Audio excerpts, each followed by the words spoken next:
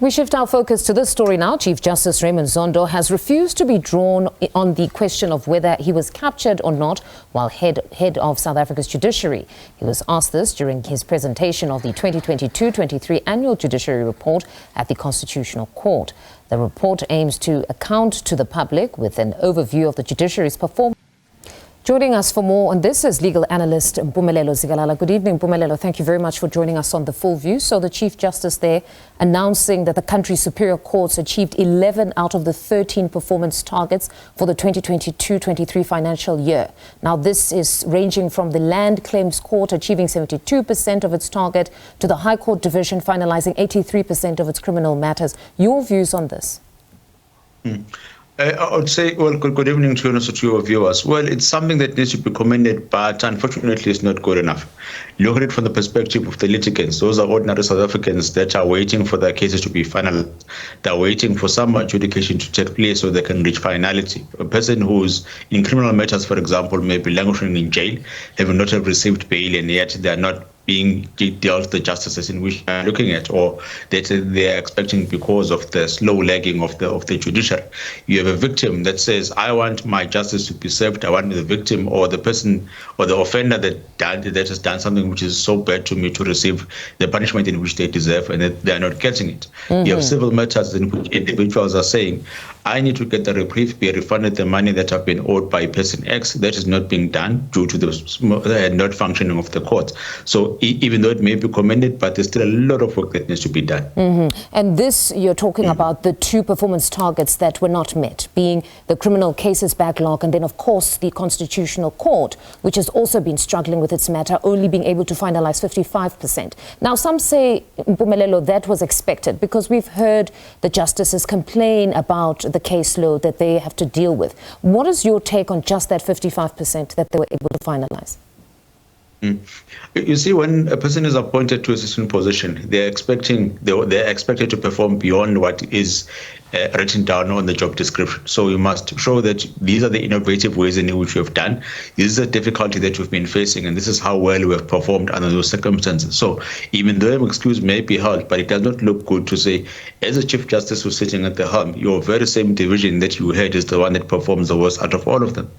Well, the problems or the challenges are noted, but I think it is challenges that ought to have been dealt with at a much earlier stage. Innovative ways should have been deployed as soon as possible. If it's the issue of justices which are missing, acting justices can then be recruited to make sure that you are able to move on with the business of the Constitutional Court. Taking justices from the Supreme Court of Appeals, putting them in an acting position, and then taking the ones from the provincial divisions to act at the SCA is something that should be looked at. I think what is happening is that we are missing the point or the nub of the problem.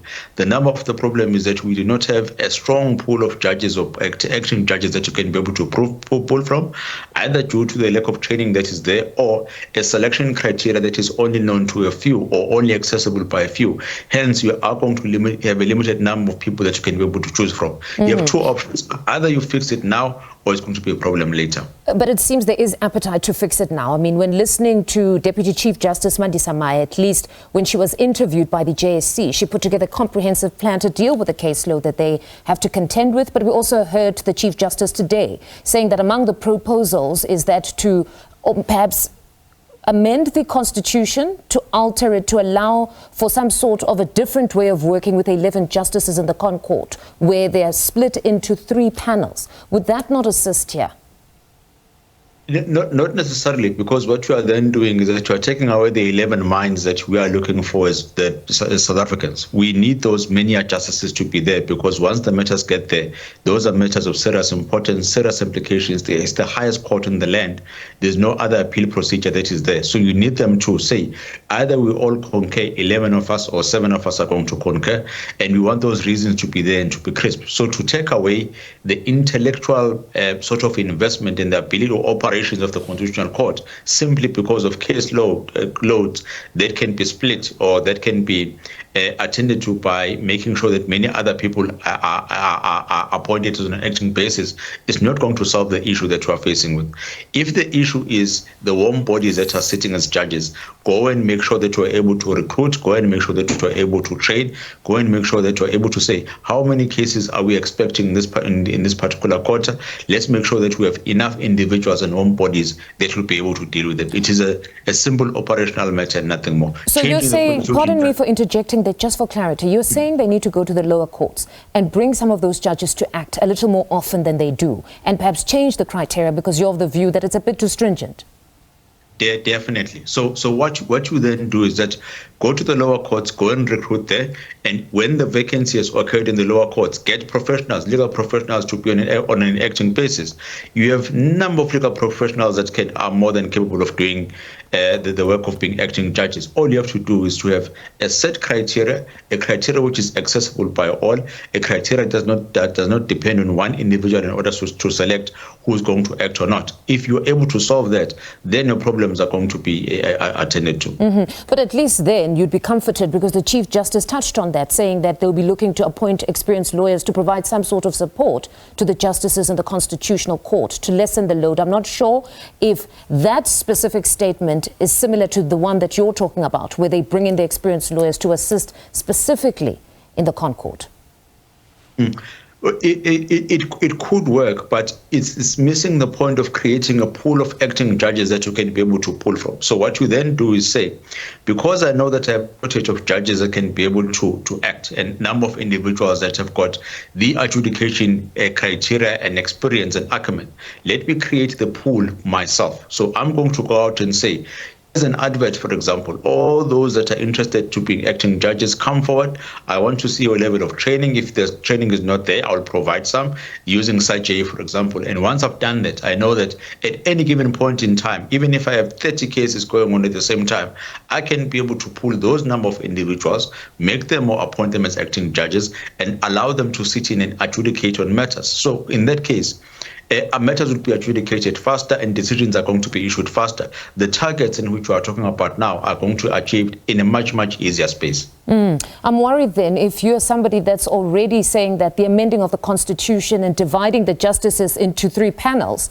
would not work, then one wonders what would exactly work, because it seems that this one was the strongest proposal that they had to say, let's divide. But just in closing, your take on the appointment of Deputy Chief Justice Mandisa Maya to the position of Chief Justice?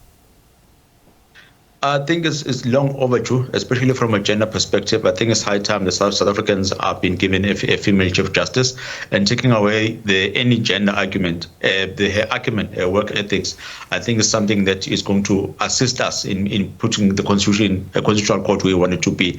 But if they can focus on 3 things. Firstly, focus on the adjudication, make sure that the quality of judgments is what is expected for us to do, and make sure that you don't overstep the mark into where you are being the legislature now. Secondly, focus on service delivery.